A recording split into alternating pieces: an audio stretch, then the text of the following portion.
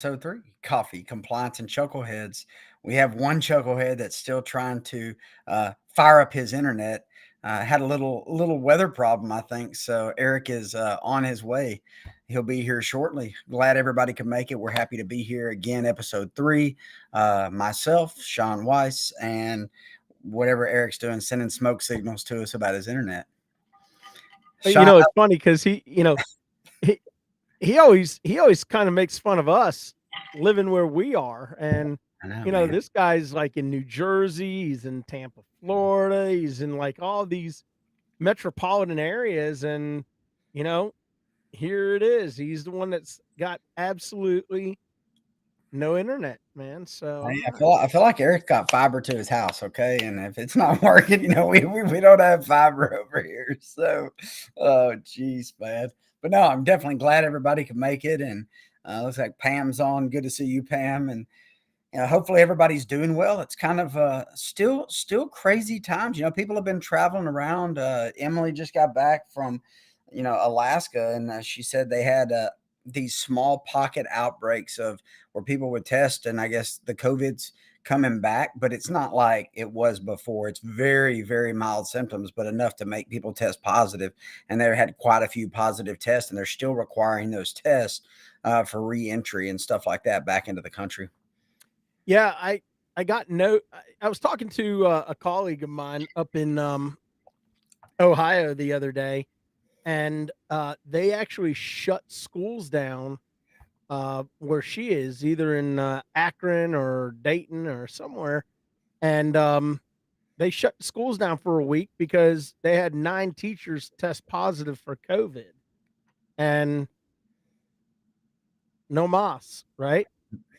Yeah, I think it's kind of crazy right now. I mean, we just had an ACR conference, the ACR Business Summit, American College of Radiology up in Washington, D.C.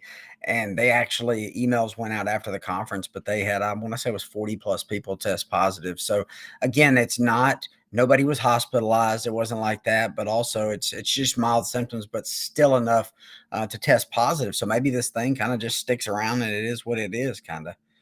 Yeah, listen, look, I'm not making light of this thing. Obviously, I've had COVID twice. I had whatever the first version was, and I had the return of COVID, the Omicron. Last year.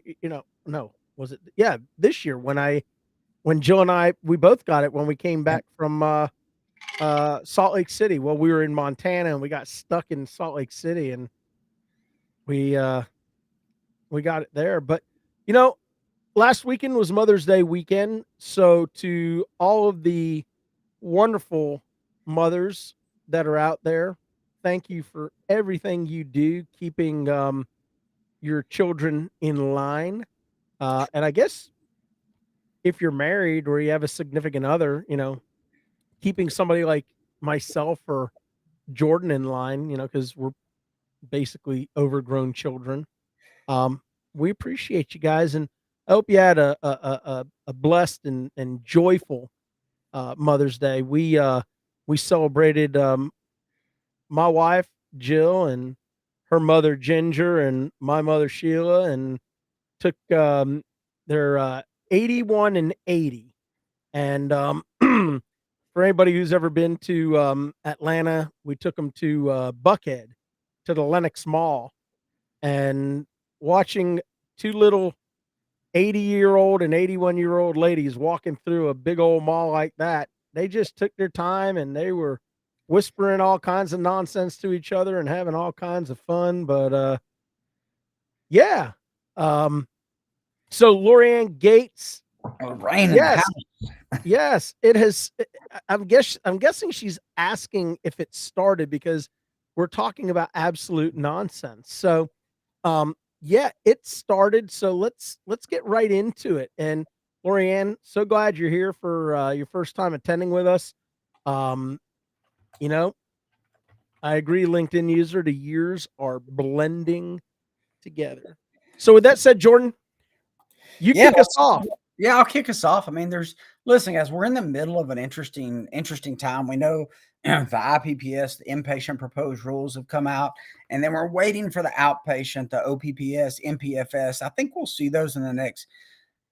Yeah, I don't think it's going to be July. It's definitely going to be early. We'll get those early. I say in the next 2 to 3 weeks we get those. But as we look through, some of the things that are happening and some of the updates that we see, one of the things, obviously CMS, and if you guys don't know this, but they did finalize the rule requiring an advance notice of accrediting an organization ownership changes. So if that happens, and the accrediting organization transfers a name, a deeming authority to somebody else, they now have to give that notice publicly, which I think is going to be pretty interesting as things move forward. Again, this is all part of kind of the transparency, the movement, and what they're looking for. And Sean and I were talking about this before as part of the transparency. Know that price transparency came out. It was last year in January, and a lot of the hospitals didn't participate. And then they started to participate, and the fine and the penalty was low from CMS. And so since then, they've upped the penalty, yet they haven't given any penalties. They've sent letters, but they haven't done anything enforcing. Well, we're coming up on July. July would be kind of the next phase of the price transparency rule, to where now we would get a further glimpse inside what actually ambulatory surgery centers and imaging centers and that kind of stuff are actually getting paid. So this would be something different in addition to just what the hospitals have published. So it's going to be, again, come July, this rolls out. How many people are actually going to participate? The next step after that would then be pharmacy contracts, where we start looking at the drugs and drug pricing, which is always a hot topic right now. I feel like even more so right now is the economy craziness continues to happen. I think people are wanting to know more about obviously what they're spending. They're paying more at the pump for sure, but what are they paying for their medications? What are they paying for their stays? And it's been kind of wild. I mean, Sean, what do you think about kind of the highlights of the price transparency, what's going on, and things like that? Oh, Sean may be muted. So here's the thing. I wonder, um, if we're going to see another, if we're going to see another extension to the price transparency rule, just like we did it was supposed to go into effect in January, and they got a 6-month, what I like to refer to as a stay of execution. Um, we're talking about machine readable files. It's not like we're talking about a huge, massive undertaking or massive process that has to go on in order to be able to be compliant with the transparency rule. I mean, you're our data analytics guy. I mean, what really goes into I mean, putting these things up? you're right. It wasn't that hard. I mean, you're talking about a simple Microsoft, an Excel file or a CSV in a certain format. I think the issue, to your point, that worries me a little bit is when there's a rule, in any rule, and we know CMS has done this, and there's no enforcement behind it. There's no, this is the rule, these are the penalties, but there's no, heavy hand of the law to say, hey, we're issuing these penalties. Then people become to the soft side of it, and you can say that you're going to mandate this, but if there is no recourse behind it, I think people become lax. And this was a 5-year model. I mean, it was going to get more transparent for more areas as it moved on. It was hospital, then ASC and imaging, then it was going to be pharmacy. But I mean, if there's no recourse, I think this is problematic. Now, that being said, we watch social media quite a bit. There are a lot of healthcare organizations right now, employer based, new models, creating new health plans with employers, cash only. Surgical groups out of Texas. There's a surgical group that does pure cap payments, one big payment, and you pay them and they allocate it out to the other doctors. So these models, I think, have enough attention now. 3 years ago, I think it was something just to talk about.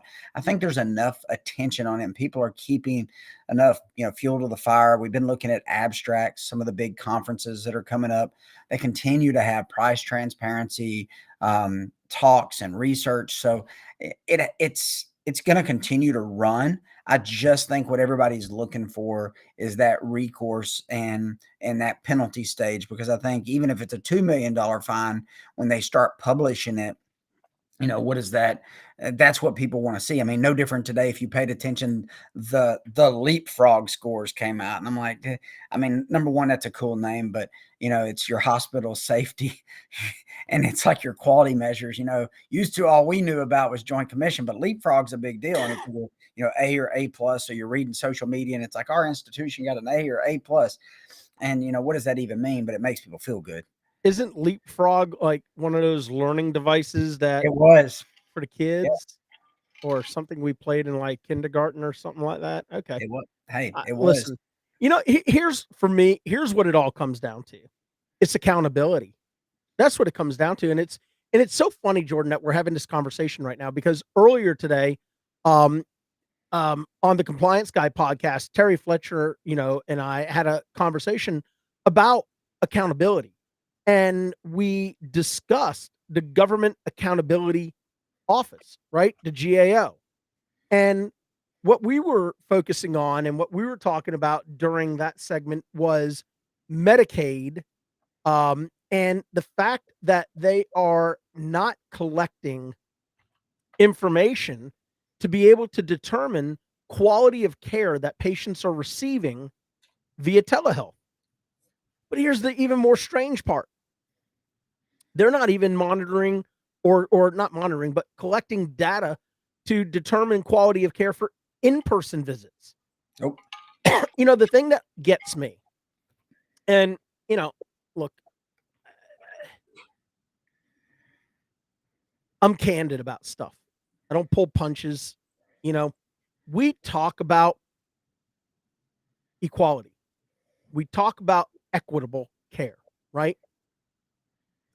Why is it that the GAO identifies a potential vulnerability in the fact that the most popular service, right, which is telehealth, since the pandemic, Medicaid is not collecting valuable data to determine the quality of care that patients are receiving via telehealth?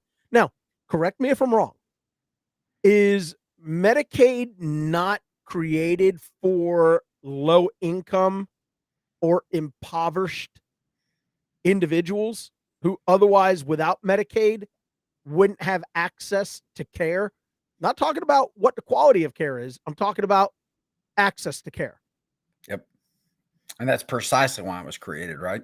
Right. So if we're so busy standing on the mountaintop and we're screaming about equality or equitable health care for individuals of low income, excuse me, whatever you want to categorize the group of individuals um, receiving Medicaid benefits, tracking and gathering data to help us understand the quality of care that these individuals are receiving. Well, and that's what bothered me. I mean, literally, we just spent the 2 years at the largest peak of telehealth. Of course, we couldn't track our vaccination cards very well, so I guess it was a high expectation that we were going to track quality metrics from telehealth. But I agree to your point. I mean, how do you steer a program?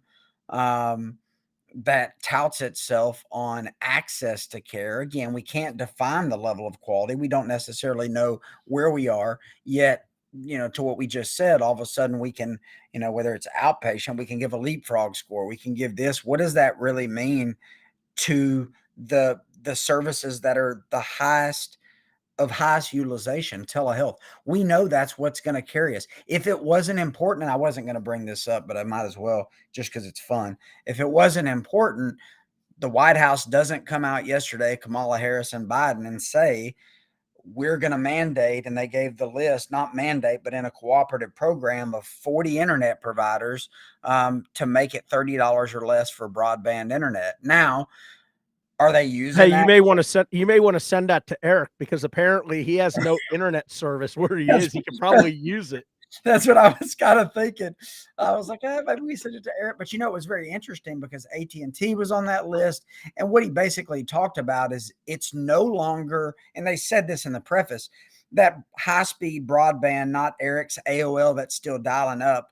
Eric, we're in the background. He's like, you've got mail, but it's, you know, he said it's no longer, Biden and Kamala Harris, it's no longer a luxury, it's a necessity. And to many instances, I can agree because what exploited that was telehealth. I had a plan, and I'm sure somebody's doing it and they'll make millions off of it. Just give me a there's Eric, he's coming on now. So, I thought what if you had a community that didn't have internet and you set up like at the fire station or the library, the only place that had high speed internet, and people would come there for their telehealth visits. Well, essentially that's what your Dollar Generals that are getting into healthcare and your Walmarts, that's what they're trying to do. But, to your point, I think telehealth is not going anywhere. There he is. He got his AOL. Look what the cat. My AOL came through. Look what the cat hacked up. I am connecting up. Wow, we've got the third hairball joining us now. So we are good to roll. Wow, ladies and gentlemen, the infamous Eric Rubenstein. Okay, man. I see those little problem. The problem. It turns out it wasn't my internet. It might have been, but it was actually something known as the Sean Weiss factor. Because apparently when he sends me a link and says, hey, good buddy, this works, and it doesn't work. Oh, come on. How could the two of us be on? And come on, stop it. It makes me rethink my whole life because then I went and rebooted my computer about 8 or 9 times. Constantly rebooting my computer. But here you are. Eric, I may have sent you the wrong link. It's possible. Uh-huh. All right. So, but no, we're just talking Jordan, go on. No, we're talking about what Sean was talking about is, Medicaid has failed, the GAO in the office have failed to really collect data through this whole process that would be, to set some level of quality. I mean, do we even know? We know what level of access and what visits are being accessed, but outside of that, we know none of the pertinent information that could really help us build a program and guide a program, especially now since, they're going to be handing the internet out at a less rate. So we could assume that if that's the case, telehealth visits would go up as long as the proposed rules doesn't try to squash what can be done in telehealth. Well, I think does that mean there's going to be an increase since the Biden administration is now offering $30 broadband? Does that give the opportunity for there to be an increase in telemedicine? That's exactly so. It was funny you bring that up because I almost wonder, like, the timing is very unique. They said it before the proposed rule. So I'm almost thinking there's something. So for everybody that said they're doing away with the telehealth and they're really going to crack down on it, I don't see that happening with that announcement yesterday. I see that they're really wanting to expand it. But back to what Sean's saying, that's great in theory. If the administration and the governing bodies are not setting the parameters, the benchmarks, and that can only be done with gathering data in the initial phases, it's going to be a crap show from the get-go. I mean, it's going to be horrible. It's just going to be a lot of waste.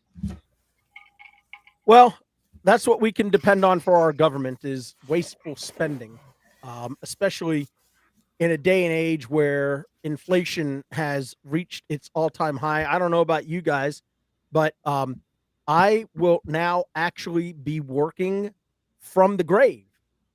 I just got a congratulatory notification from Morgan Stanley that said, "Dear Sean Weiss, we would like to congratulate you because you are now amongst so many who will be continuing to work from the grave because your investments." Congratulations. How did they make that sound over email? just like that. Well, no, have you never, it was a card, right? And have you never seen one of those cards where you open it up and it has the little plastic tab in the back and you pull that and it engages the battery and it makes little noises like Mickey Mouse, like, oh, or it goes, congratulations. And it had the little poop emoji. Yeah. I didn't have the heart to break it to my wife that not only will I be working from the grave, but she'll be right there with me. So, You know, the good thing is Yeah. that the Biden administration is giving broadband to everyone. To everyone. So- You can get it. You get right from I the know, coffin. we But- shouldn't laugh. But so we can work from the grave. That does So- make right from the coffin. yeah, so Eric, you and I got an opportunity to jump on a call together today for one of my clients. And it seems like no matter how much explanation we give, no matter how much education we push out there, the opioid epidemic, and I'm calling it an epidemic, not from the overdoses that are going on. I'm calling it an epidemic from the standpoint of the number of audits that are taking place. The number of investigations. Yeah. Those providers who are writing scripts for Schedule 2 through Schedule 5, there is absolutely zero doubt, or there should be zero doubt in your mind that it's just a matter of time before your practice is looked at. And I think what I'm learning, and correct me if I'm wrong, because, and I'm not trying to be disrespectful, because you know how I feel about, law enforcement, and you know how I feel about, career professionals, in government that are trying to do the right thing, right? But I feel like providers are not being given a fair opportunity to be able to demonstrate that everything we're doing is on the up and up. It seems like the investigations that are coming at them are painting them as pill mills.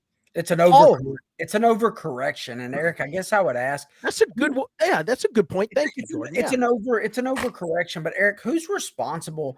I mean, I definitely don't know my investigative agencies when it comes to Eric's side, but I know the DDAP, the DHS, and DOC. Those were agencies that I think handled some of the investigations. But who primarily is at the helm of these investigations of individual practices? So it's interesting, right? Because you've got this amalgamum. You've got the DEA that gets involved in two respects. So the DEA has actually got two divisions that do this work: the diversion, and then the sort of the drugs, we'll call it, right? And diversion can be made up of a combination of criminal investigators, special agents, and then diversion investigators who aren't law enforcement. And so you've got the DEA looking at things from an overprescribing or from a diversion, like, drugs going out the door, being sold, all of that. So the DEA is involved. HHSOIG, prior to 2006, really never got involved in cases involving pharmacies because the trigger in 2006 was Medicare Part D. So prior to 2006, you didn't really see a large involvement of HHSOIG. I can tell you in New York, where I was, and in 2006, I was at that point in New Jersey, I had not worked a single pharmacy case prior to 2006. 2006, I worked the very first pharmacy case in New Jersey. It was March of 2006. And it was it turned out to be mostly Medicaid anyway, because Medicare had just started. So you got HHSOIG, which is now taking a much larger role in these cases from a drug diversion perspective because of Part D, which is a whole other set of issues, because you've got people that are coming to HHSOIG who are feeling like they're going to be the DEA of the OIG, and I saw that as an agent, these tectonic shifts in the kind of people that were being hired, it was a different mentality, not good, not bad, it's just a different mentality. It was just different. There were people that were coming to the OIG that came from the DEA who just wanted a different quality of life for the job, whatever. So you got the DEA, you got HHS, you got the FDA, OCI, which is FDA is a component of HHS, and so there's the OIG, and then you've got the Office of Criminal Investigations.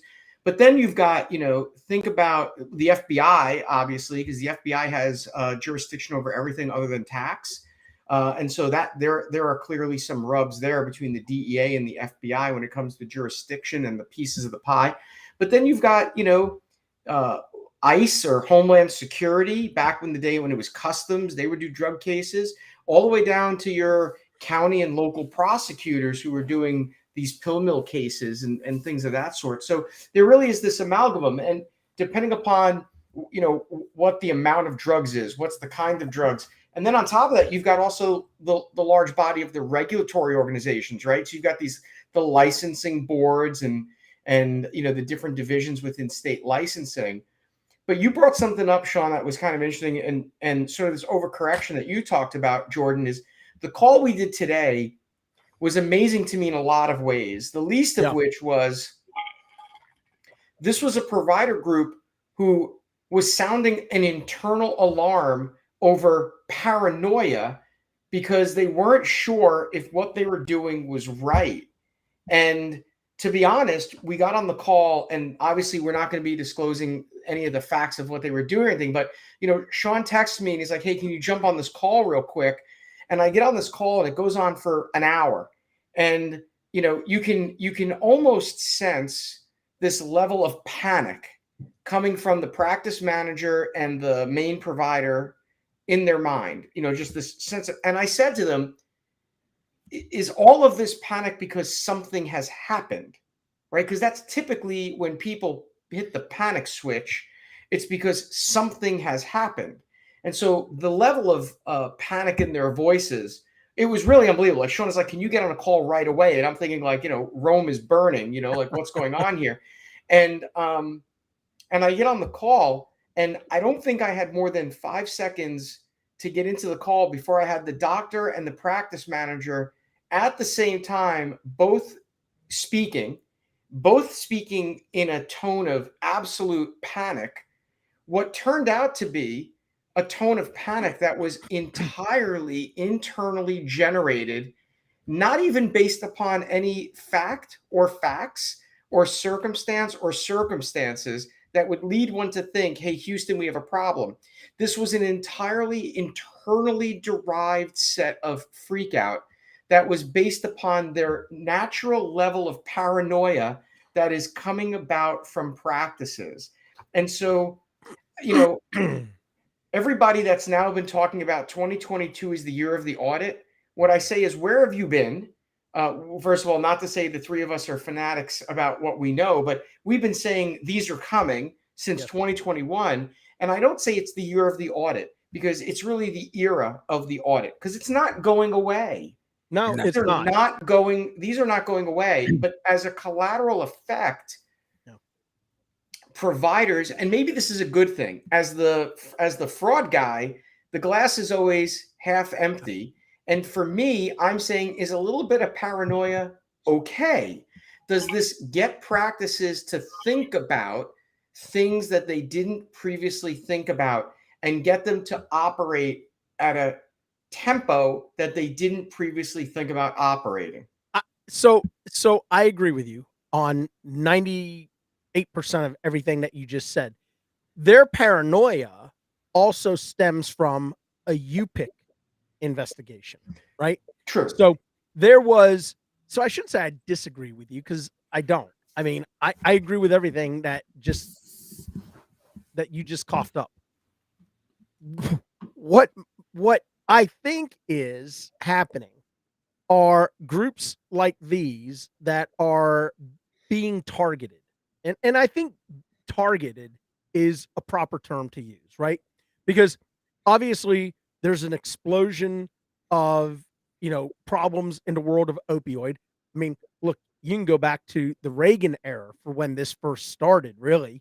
I mean, this is nothing new. And every administration has put forth some kind of plan to try to crack down on it. And for whatever reason, they are unable to get control of it. And we can talk about whether it's a border crisis or whatever the crisis is, but let's talk about prescription opioids. Okay. And this is something, Eric, I think you've seen it. But if you haven't, it was released by the Office of Inspector General on May 4th. And basically what Sean Weiss, Sean Huh? White, guys, I'm going to stop here and just say this is where great minds think alike. Sean, are you looking at the combating the opioid epidemic last updated May 4, 2020? I love Yes. it, man. Keep going. This is awesome because literally I pulled up this key takeaways box. Is that what you're fixing to look at? Yeah, Yes, yeah, absolutely. that is spot on. Keep going because this number to me is that 43,000. I mean, this is crazy. Go for That's it. No, right. I knew this is awesome. Yeah, so this is kind of really interesting to me, right?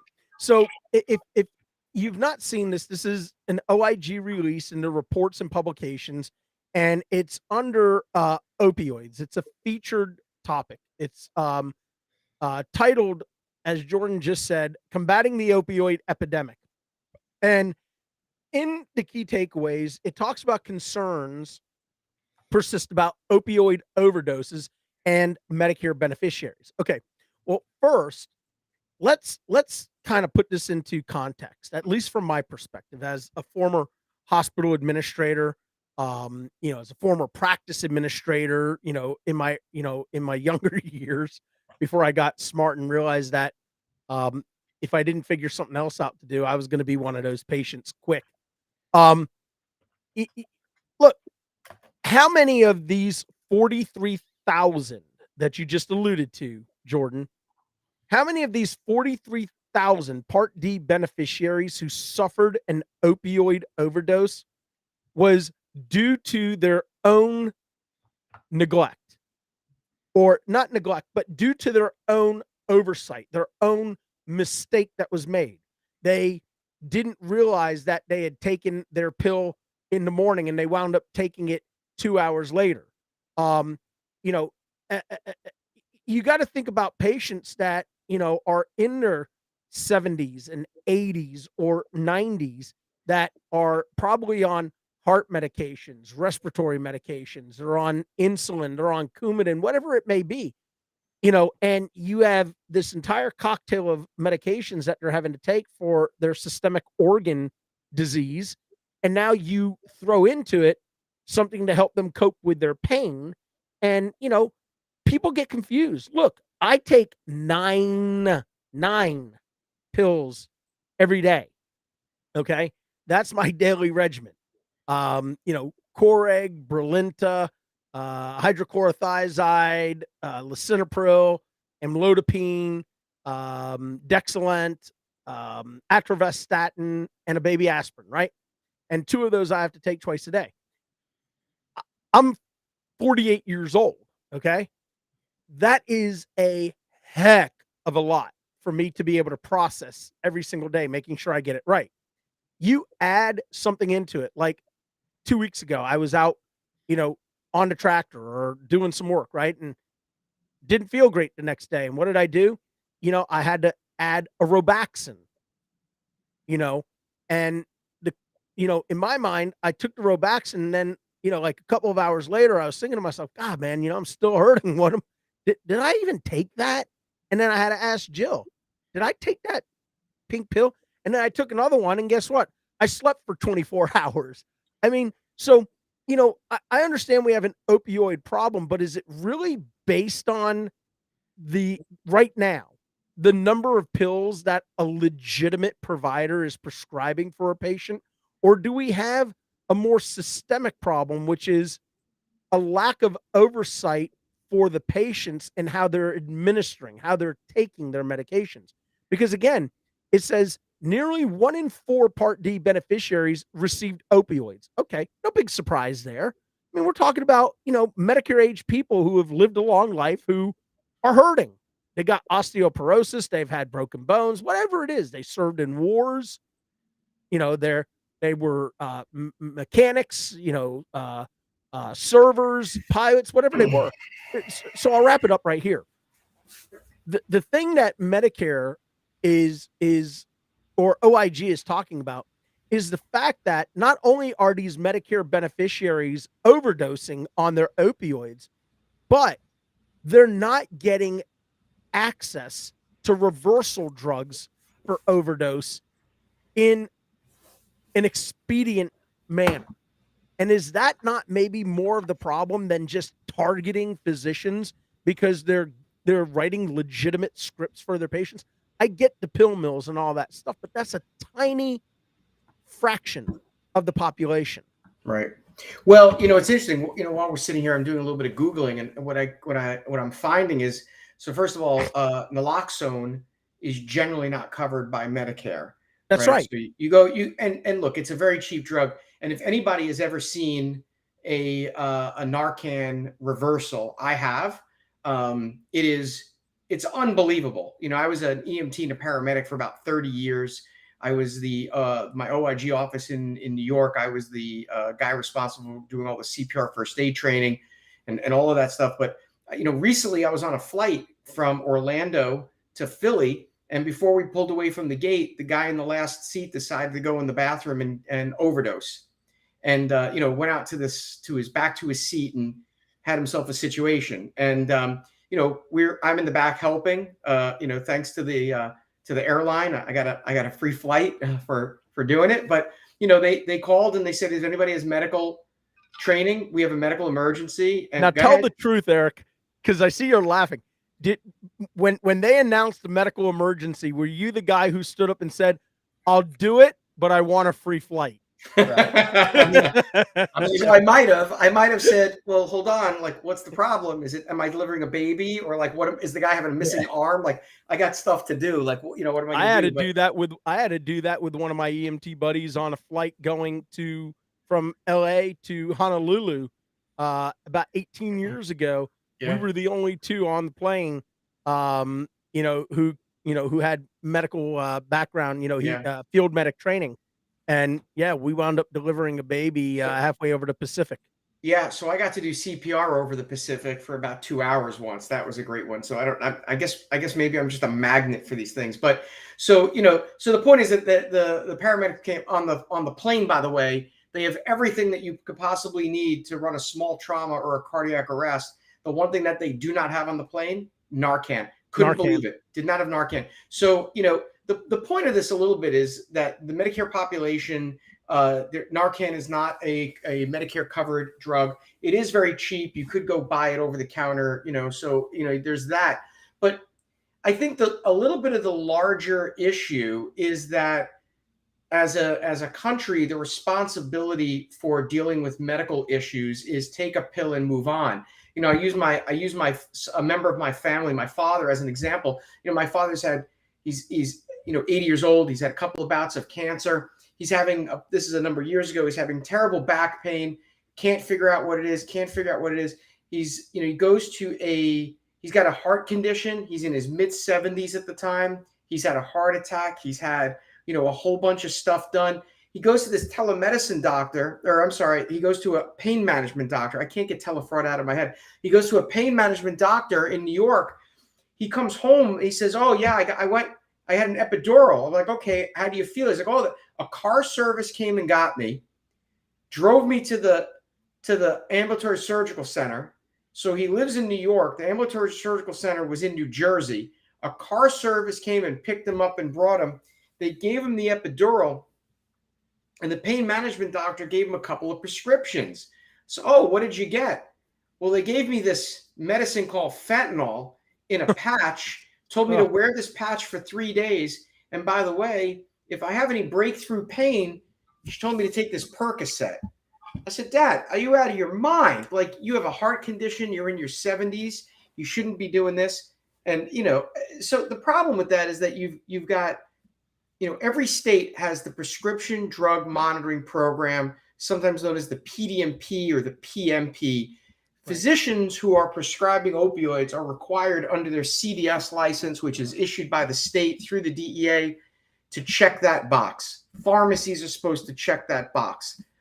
The problem is that there is very poor coordination of the data to identify that when a patient is getting these prescriptions, is there data to support that the doctor is checking the PDMP? One of the last cases I worked as an OIG agent was a woman who was from a very wealthy family. They owned horses. She got thrown from a horse, had a back injury. As a result of that back injury, she became a drug addict. OxyContin, fentanyl. The day before she overdosed, she went to the doctor, got her refill, and then went home, and the next day did not wake up. When we ran her PDMP, we saw that one of her prescriptions she was paying cash for, the other one she was running through her insurance. So her insurance never knew what she was getting other than the one they were paying for. The doctor, had he been running her PDMP, would have seen that and would have been able to question it. When that doctor renewed his CDS license, there is a box on the New Jersey license form that says, do you have access to the New Jersey Prescription Monitoring Program? Yes, no. Do you check it? Yes, no. This guy checked the boxes that said yes. When he was interviewed, he was asked, how often do you check the PDMP? You know what his answer was? What's the PDMP? What's the PDMP? So this guy lied. He lied. He absolutely lied on this application.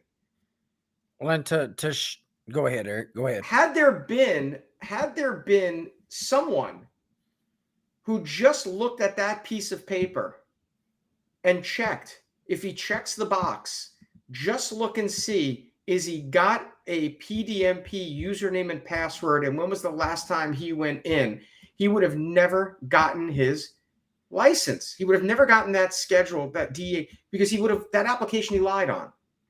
And so the problem we've got is we've got people that are writing prescriptions for opioids, and they're not doing the piece of the puzzle they're supposed to be doing, which is checking the PDMP. Are these people doctor shopping? You know, and what are the ramifications of that? Yeah, and I think one of the things that Sean brought up, and I think is part of this overcorrection, and we got to be careful not to focus, but I'm looking here on the HHS website. Sean, it's one of those links about half the way down. Those three things, the actions that you can do. And I looked at the 2022 opioid enforcement action. And I mean, in a beautiful graphic that clearly they spent a lot of money on, taxpayer money, it says 2022 opioid enforcement action. And just the way they presented it's criminal charges against 14 defendants in 8 federal districts. And it talks about 14 defendants, 12 medical professionals, 5.1 million pills, $7 million in opioid related fraud loss. And then it talks about in Alabama, Florida, Kentucky, Tennessee, Jersey, and West Virginia. You know, when I see this, it's like you said. So you talked about the people y'all dealt with today that have fear. This is what does it right here. Like I'm looking at this and I'm thinking, crap, am I in any of those 6 states? And then what does it say below it? You know, demonstrates a positive impact of the Appalachian Regional Prescription Opioid Program or Strike Force. And I mean, it uses a lot of terminology on here that I could see. I could see where people could be like, I'm now second guessing everything I'm doing. And then if you're second guessing it, are you doing some of the patients a disservice? You have to be careful with that. Yeah, there's no doubt. The last thing that I wanted, there's 2 more things that I wanted to bring up if I could about drug testing and the opioid epidemic. So, number 1, if things are so bad, why are we limiting providers from doing urine drug testing on their patients?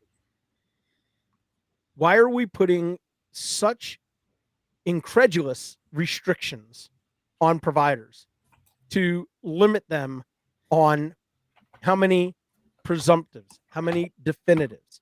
Can you go straight to a definitive, you know, if the presumptive is negative?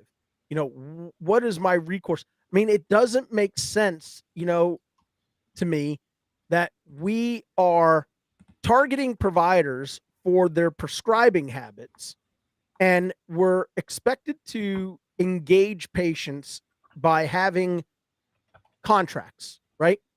Everybody knows what I'm talking about, right? Yep. We got to have a patient contract, and if they violate the contract, we have the right to, you know, dismiss them. Just keeping it short and sweet.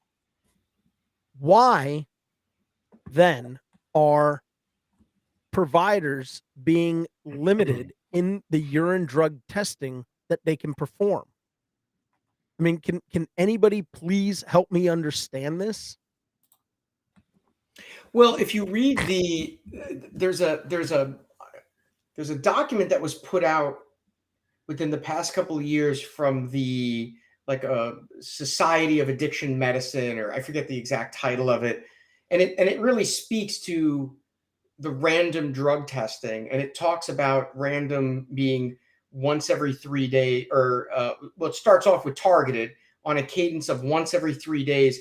But then it says, at some point, and they give some information up where it says, at some point you don't do that anymore. If a person is continuing to test negative, then you create a randomness to it. Because if you're not going to do it as a randomness, then what's the point of doing it? People are just going to know when it's coming. So, that's an important piece of the puzzle. So I don't disagree with what you just said, right? I'm all for randomness, but what I'm against is coming out and saying out of the right side of your mouth, we have an opioid epidemic in this country. And then out of the left side of your mouth saying, but we're going to limit the number of urine drug tests that we're actually going to pay for. I mean, does that, I mean, it doesn't set well with me. I'm with you. I'm all for the randomness. Yeah, it's right. But I think the other piece of this is that does the random drug testing for people that are in a program, if they test positive, does that change the metric? Like, because I don't know the number, but I know that the recidivism rate is high. People go to rehab and then it comes back. They go back. There's people do, you see it all the time. Yeah. I mean, how many times you see these, hear these stories of these people who've been to rehab 8 times, 9 times, whatever the number is. So the question is, does random drug testing make a difference? If you're in a program and you're testing positive, are they kicking you out of the program? Or I mean, I get it if you're in a program, right? But I'm talking about, patients that have chronic ongoing problems for years. I mean, we've got patients that have, terminal illnesses that their doctors are petrified to write them a script for anything more than 10 days at a time. We're talking about terminally ill patients. It makes no sense, and here's the other thing. To me, I am as interested in finding out what's not in a person's body just as much as I am trying to find out what's in their body. Again, it goes back to the conversations that we've had about divergence. And, I don't know, Eric, if you worked with me on this last year, but, we had a case where we had a CRNA who, the one of the large groups that we work with reached out and said, we think we have a problem and we're really not sure what's happening. And we wound up doing the whole investigation. We found out that the CRNA, was, opening the lockbox and, removing the drug and then putting it back with, another, like a saline, sort of like what happened in this other case. And this, this CRNA was not only using what she was taking, but was also selling what she was taking. So for me, the drug testing is as much about finding out what's not in their system as it is for what's in their system. And the last thing that I wanted to talk about with this, and I really want to give a shout out to my buddy, Robert Lyles. I don't know if Robert's on tonight, but this is an article that he literally posted today. It is outstanding. If you don't follow Lyles Parker, they have a fantastic blog that comes out every single week. This one happened to be on the Ruan v. United States case. So there were 2 doctors in this case. And I think a little context is important, right? So the last time that the Supreme Court actually opined on the opioid issues was about 50 years ago.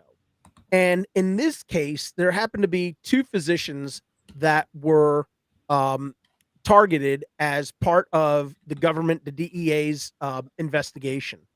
One doctor was sentenced to I believe it was 252 months, and the other one was, one was sentenced to 252 months. Dr. Couch was sentenced to 240 months of imprisonment, and one was ordered to pay back $15 million. The other one was ordered to pay back over almost $17 million. The problem here in the 11th district, in the 11th Circuit Court of Appeals, which is the one that they focused on here, they failed to give the proper jury instructions on good faith. And what the court did was they stuck with the original verbiage that was in 21 USC section 841. And I was trying to go from memory on all this stuff, but apparently as I get older by the day, my memory doesn't work as well. But the whole purpose of this article is to bring more awareness that we now have an opportunity for the Supreme Court to actually do right in this case, because these two providers, and it's a fascinating case if you have a chance to review it. The petitioners in this case filed a writ of certiorari. Whatever it is. I'm from South Georgia. Leave me alone. Certiorari. Okay. Fine. With the Supreme Court. Now, I'm going to go onto Google and I'm going to use the Google audio and I'm going to have it play it for me because I want to make sure Eric's not lying to me on this word. But anyways, this is just a brilliant article by Robert Lyles. And if you get a chance to read it, please do. It's a quick read and it's a fascinating case. It's Ruan v. United States. So I'm done.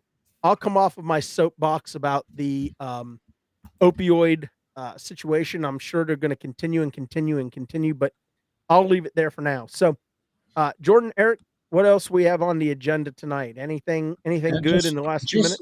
Just finishing, I'll finish some weird stats. I went to the MSPMP just because I'm here in Mississippi, and went to the MSPMP and looked at the stats.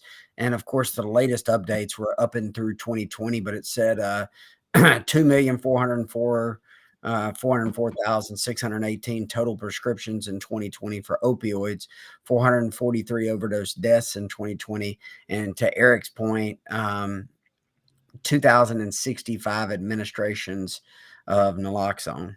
So, I mean, that's here. I mean, it's just interesting. I mean, I'm sure you could pull the same up for each state, but I mean, the numbers are definitely staggering numbers. Eric, anything you have for us in the last few moments? Tell us something good, man. Tell me something good. I think, the big thing now going on, there was a roundup a couple of weeks ago, right? So the first round of the COVID-19. You tell Sean something like that from the South. We hear the word roundup, horses and rope, and I'm like, I know. I was like, wait a minute. Now, Eric, let me ask you a question because you used the word roundup. You used the word roundup. So let me ask you a question. Jordan, don't you dare help him. Eric, do you know what a hooey is? It's the rope that they use to hogtie people. Okay, well, you got.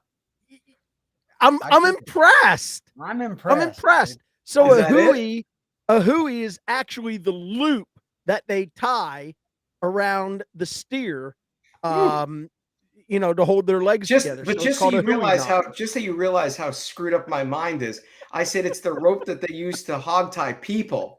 I mean, the things that go on in New York City after dark are just really unbelievable. All right, I am so sorry. I won't interrupt you again. But I want to hear more about this roundup. Yeah, tell me about the roundup. 21 people arrested a couple of weeks ago, part of the COVID frauds, and then it was followed by the Appalachian Task Force doing a bunch on the opioids. So there's going to be a lot more. There's going to be a lot more of that. We're starting to see some of these larger civil settlements come in.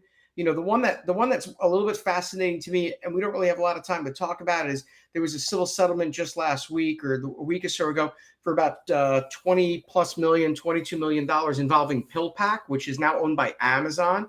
And that one's a fascinating one because there's a very similar civil settlement in Southern District of New York involving Walgreens for ostensibly the same kind of thing. I do encourage people to go read the allegations and the press release. It's very, very complicated. And if you're really into sort of the granular understanding of things, you'll kind of get this. But the bottom line is that PillPack was dispensing insulin pens, and the manufacturer of the insulin pens puts them in a box of something like 5. And the way that the FDA gives you the approval, part of the whole process of the FDA involves the materials, the box, the packaging, what they call the PI, the package insert, all of that. And so the manufacturer has 5 pens in a box with the package insert. The box is sealed. Pharmacists get that box, they slap the dispensing label on, and they send that out to the patient. Well, the issue was that PillPack was ultimately dispensing a greater number of units than what the patient might have needed. So if the patient's prescription was for X number of units a month, by the time it got to the second or the third month, there was potentially an overage because the patient didn't need the 5 full pens. And the point being is that PillPack was alleging, Walgreens, by the way, I believe made the exact same defense, which was, we can't break up the box. That would be a violation of the FDA rules because we don't individually label the pen. How do we put these pens into a thing? How do we get a package insert? All of these different things. And ultimately, the government's position to an extent was, it's incumbent upon you, PillPack, to reach out to your patients to identify whether or not they need more or not. And ultimately, they entered into the settlement agreement. But what got me thinking about that is, in the diabetic testing world, how is that any different? Patients get a meter, they get 100 strips. They're supposed to test 3 times a day over the course of 30 days. They test once a day, twice a day, 0 times. At the end of the month, they have a potential overage. By month 2 or 3, they have an overage.